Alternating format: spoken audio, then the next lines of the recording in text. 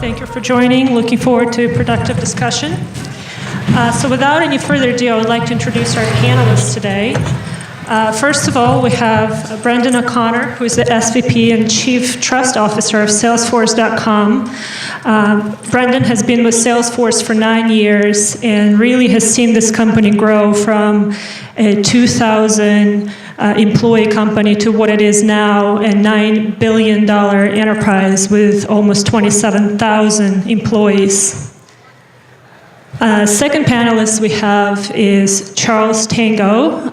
He is a Chief Information Security Officer of a $25 billion Fortune 200 consumer goods company called Altria.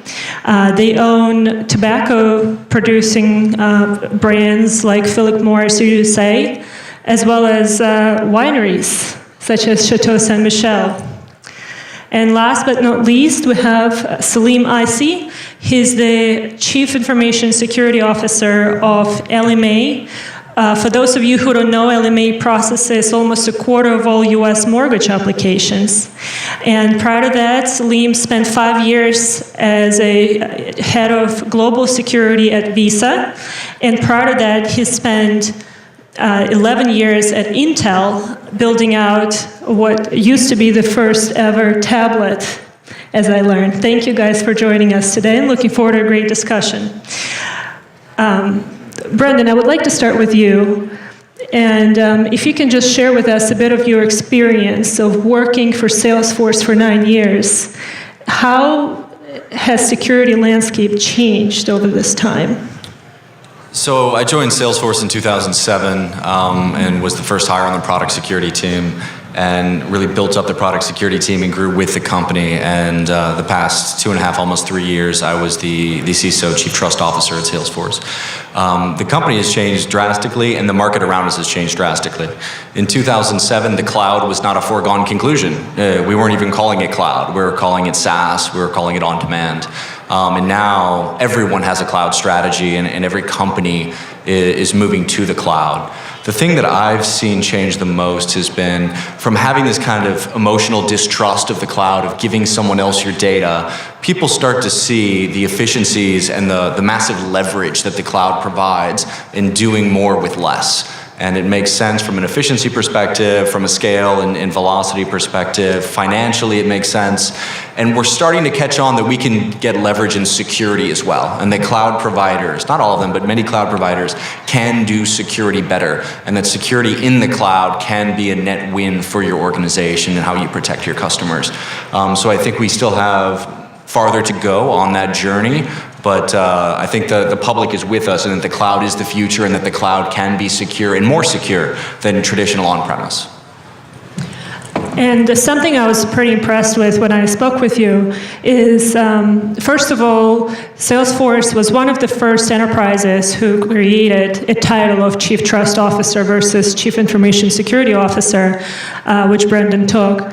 And the second thing, as a part of your time at Salesforce, you created the so-called Red Team, which is a group responsible for imitating the outside hackers in order to keep the blue team on its toes. Can you talk to us a little bit about that? Sure. I'm a large believer in red teaming. It's very difficult as a CISO to justify the ROI of your security dollars. As we know, the absence of signal does not mean absence of a security event. In some cases, if you pay attention to the news, events have transpired years past and there was no signal, and we're just now kind of finding out that breaches had occurred. So how do you know that you're doing the right things? And how do you know that the goal of your information security program is raising the cost of your adversary, the cost of your attacker?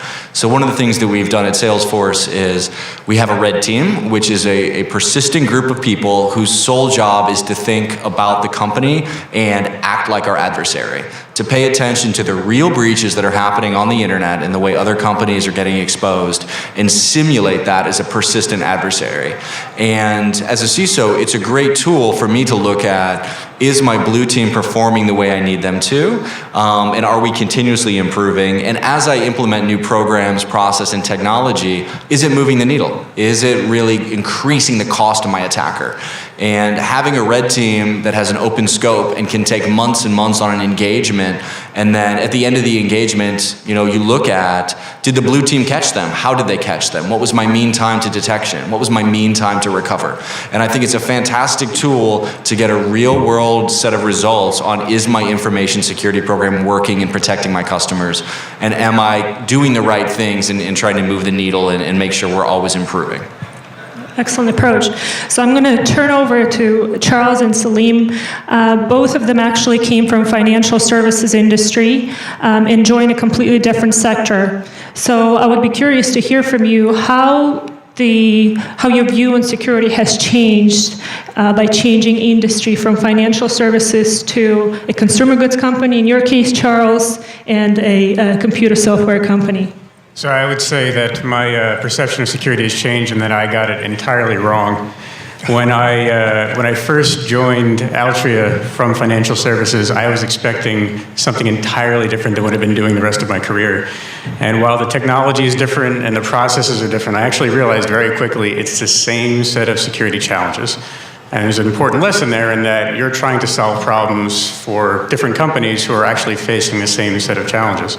And those are around technology that's innovating faster than security is innovating, lack of resources, both dollars and people, so lack of knowledge, a lack of consistency in how we're operating security. So while we actually do very different things on this panel, we are all facing the same challenges, and that was an important lesson for me. Yeah, thanks. So in my case, my career journey started in defense systems in the DoD, and then into commercial products at Intel, then financial industry. Okay. And a huge cultural difference between each one of those in my experience. So when it comes to the defense and anything that's related to the government, everything is very procedural. It's all processes and documents, and there is some value in that, but it's limited. My journey in the commercial world, building security into products at Intel, where the innovation really happened in my career, and that's where personally I saw the impact on helping the enterprise secure themselves. The financial industry is a very interesting one, and I can recognize some people in the audience working in the financial industry. There are definitely, a very unique set of challenges in the financial industry. One is the fact that, they're highly regulated. The other one is the fact that, they do, in general, deal with a huge number of personal records with PII, which makes, that industry very unique next to the health industry. And having the ability to protect all of the consumer data at any point in time, I think is one of the biggest challenges in the financial industry. I can talk about the place where I work. We process 1/3 of the U.S. mortgage industry. So that means that we handle 1/3 of the U.S. population PII. Mm-hmm. And being able to protect all of that is one of the key challenges that we have to deal with. So it's, to me, it's a slightly different journey than my colleagues. No pressure there. No pressure. So the real reason why we're here today, and the real question that we're trying to get answers to, is what are some of the most unmet needs in the security space? Security market is a $90 billion market as of 2017, growing at 8% every year. Gartner predicts that by 2020 it's going to be a $113 billion market. We've seen a number of investments go into the space with over 300 startups funded every single year. However, the number of breaches go up and the budgets are not going up. So where's the gap? Are there some needs that haven't been met before? So from my view, there's this trend on we cannot hire security engineers fast enough. We cannot graduate them from university fast enough. We have a talent gap. And as Charles mentioned, it's so hard to find the right people and build out that team. So the unmet need that I see is how can you supercharge the team I do have? How can you help me take the people I have and make them more efficient, get them the right data at the right time and able to move much more quickly.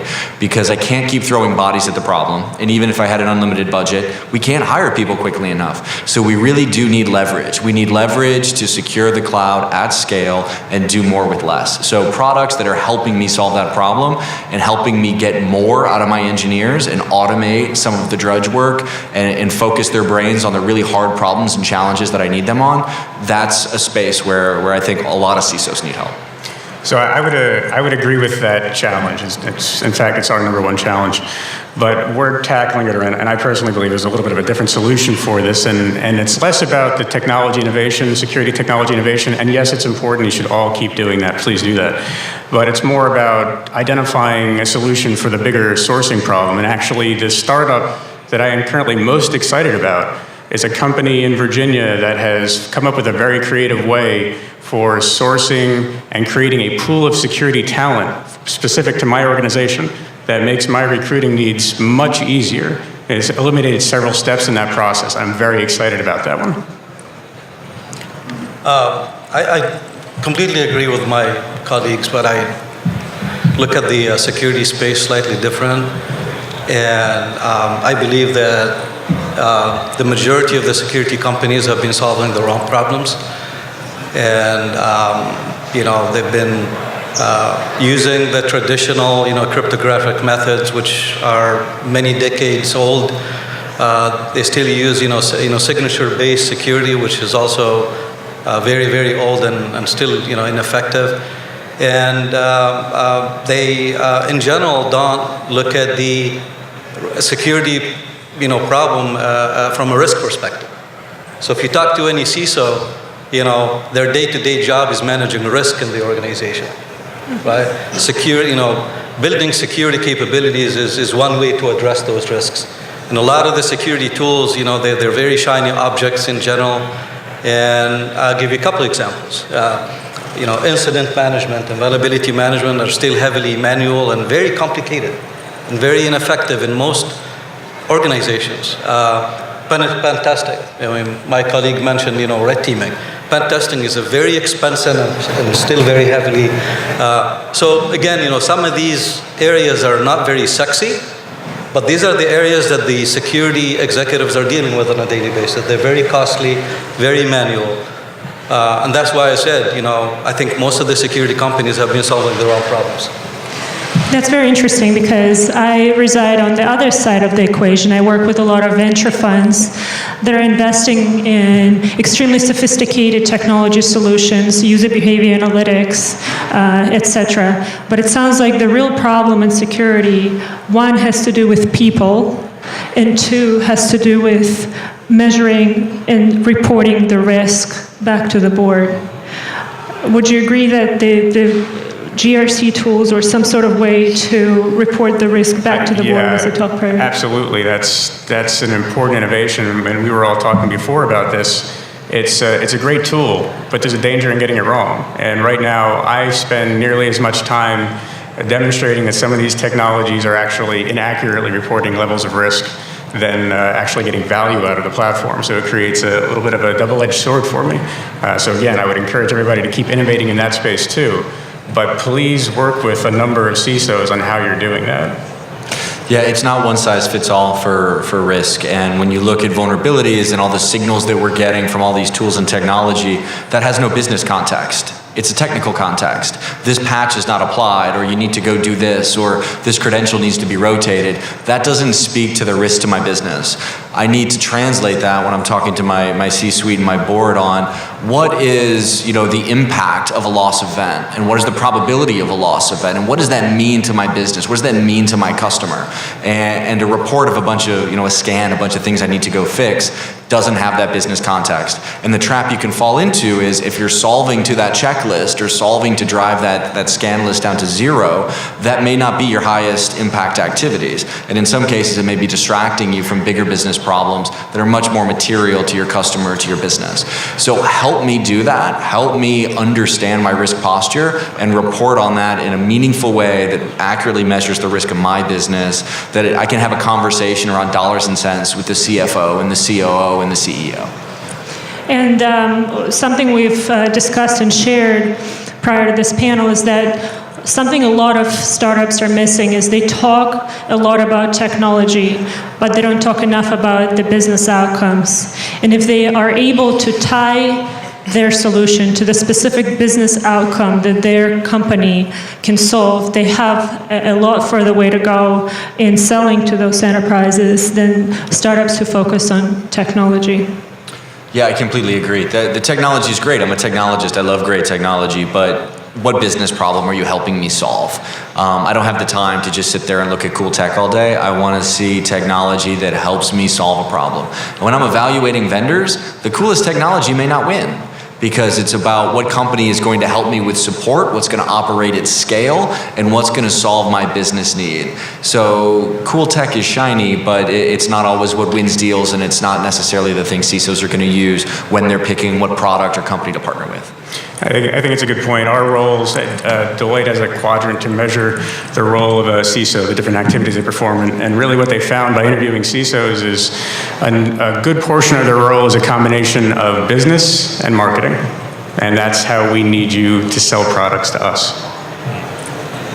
Yeah. So my view on the way risks should be communicated, at least to a board level conversation, considering how important cybersecurity at the board level, today is definitely on the business impact rather than hundreds of metrics, and which don't mean anything.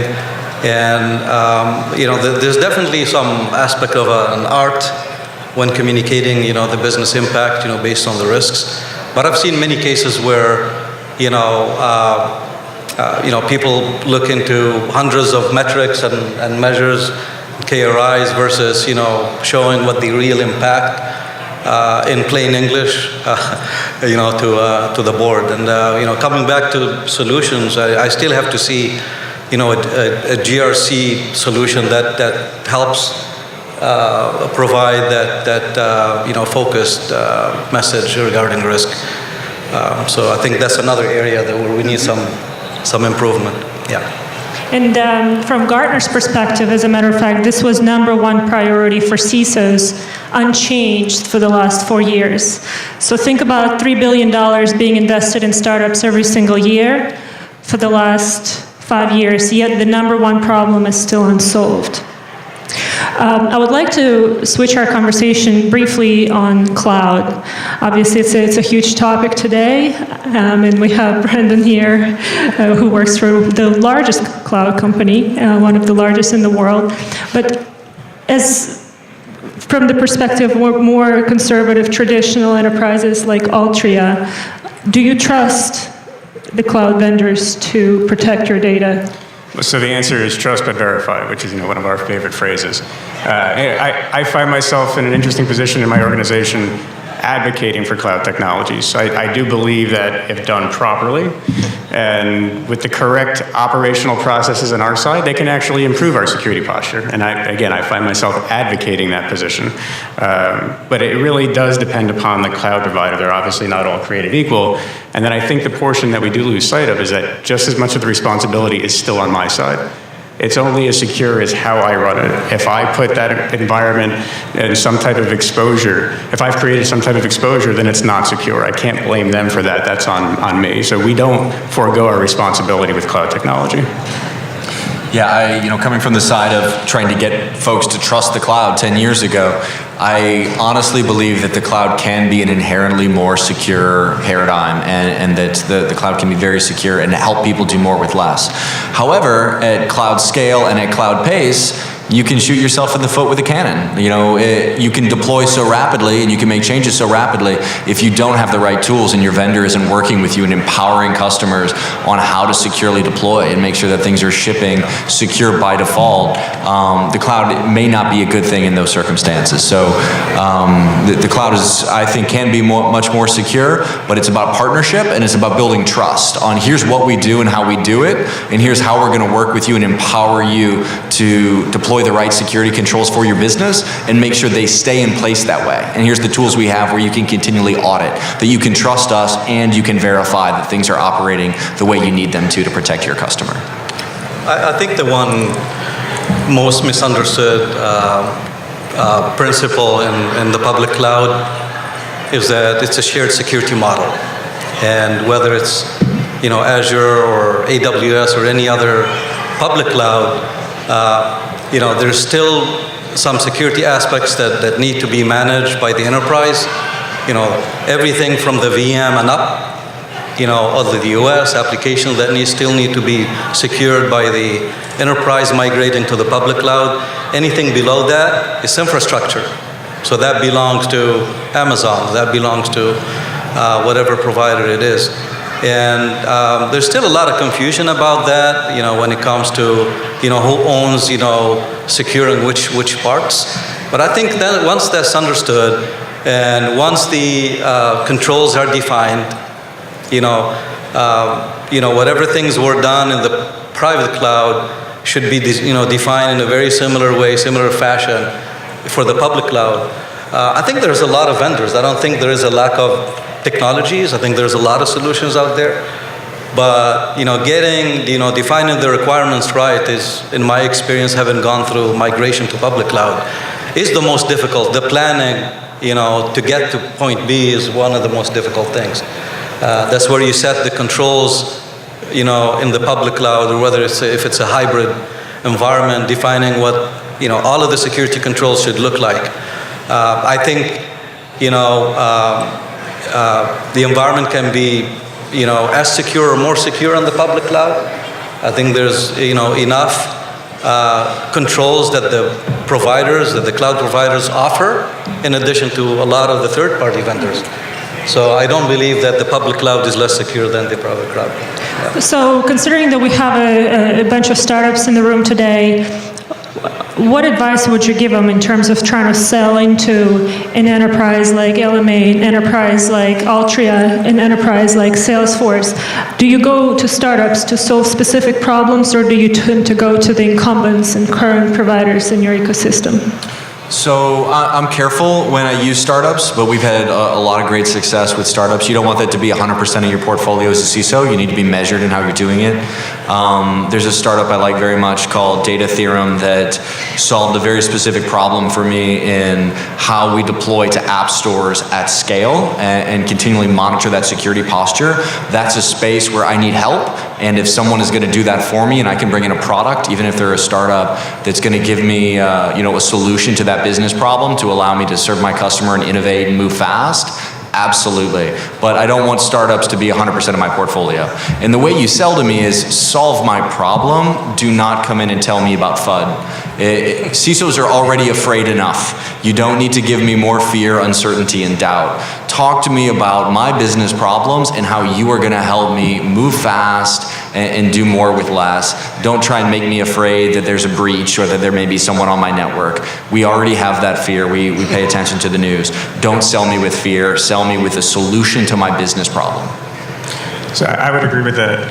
And the only other thing I would add is the support model that you put behind your products is just as important. We do use startups, but we need to know that there's support behind those startups. We're a company that's looking for 24/7 support, and we're a relatively large organization, and that's what we need to know that you have behind the scenes somehow.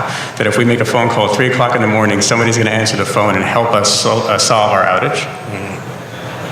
Yeah. So, in my case, since I had the opportunity to build a security program from the ground up, I wanted to focus on innovation. And as we stand today, roughly 50% of my security portfolio is startups. Different stages, but it's nearly 50% startups. That really helped me with the speed of execution, with the innovation, pushing the boundary. In fact, in many cases, that pushed large vendors to do better. Yeah. That really created some level of competition amongst all of my vendors. But that was purposely done so that, again, I can move faster and innovate. So. So we have just a few minutes left for some questions. And to wrap it up, we thought it would be fun to do a quick lightning round where I have prepared 5 questions for the panelists and they have 10 seconds each to answer. We can do the questions first and then do the lightning round, or the other way around? You know what, why don't we do this? Let's give opportunity to audience to ask one question before the lightning round, one question after the lightning round, and we'll just wrap it up. So one question from the audience. A question for Brendan O'Connor. On a percentage basis, how successful is your red team in carrying out its objectives? How successful is my red team? I'm not going to answer that. I will say that there is no substitute for having a bank robbery and then having the robber come in and tell you exactly what he or she did, and you let your detectives kind of inspect the crime scene and say what happened, and being able to juxtapose those two things with what your blue team thinks happened and what the red team knows happened, and they've recorded the exercise. Invaluable tool, but I'm not going to talk about their success. I will say that they are some absolutely amazing ethical hackers, and I strongly believe the red team is a great tool for any CISO. Okay, so 10 seconds each. First question. What will have the bigger impact on cybersecurity, blockchain or artificial intelligence? I think AI, far and away. AI solves the people problem. AI, definitely. That was quicker than 10 seconds. Doing great, guys. Second question. Will Internet of Things become the #1 security challenge in the next 5 years? It might, and the reason why is I think it's going to be the same types of problems we have today, just a different flavor and at an even bigger scale. I think the bigger concern we're going to have in the next 5 years are some of the fundamental elements of security being broken and trying to continue to work with them, such as SSL. If that were to break, we would have a large problem in the security industry. Yeah, I think, in the next 5 to 10 years, many of the security techniques that we know today will be dinosaurs because of the, large-scale data breaches that are happening. So. Let's do last one. What do you think is more important in a role of a CISO, technical aptitude or technical curiosity? I think it's curiosity. Being adept technically is great, but the technology is changing and the space is changing, and if you have that curiosity to always ask how you can better protect your customer, how you can better protect your company, how you can innovate and do more with less, I think that pays off a lot more down the road than even being the most technically adept CISO. I think the CISO of the future is going to have more business aptitude than technical aptitude. I think the CISO should be a good communicator first. I think, being able to communicate the risk at, the 360-degree fashion. Definitely the curiosity is very important, the innovation. And I believe that, technical background helps in general because, a lot of the vendor conversation, tend to be selling technology that are not that useful. So I think a combination of all of those is Excellent. important. So yeah, time for one last question. This is a distribution question. You deal with startup companies. Do you see the impact of the VAR channel as a source of new product becoming more pervasive, more important for your own procurements?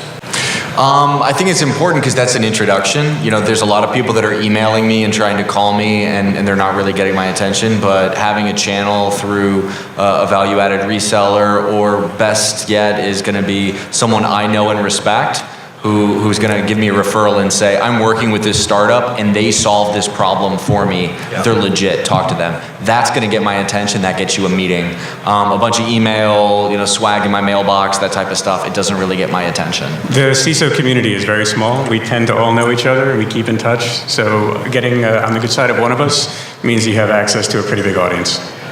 If you deliver. If you deliver. Or vice versa. Thank you so much. Let's give our panelists a round of applause. I think it was a great discussion.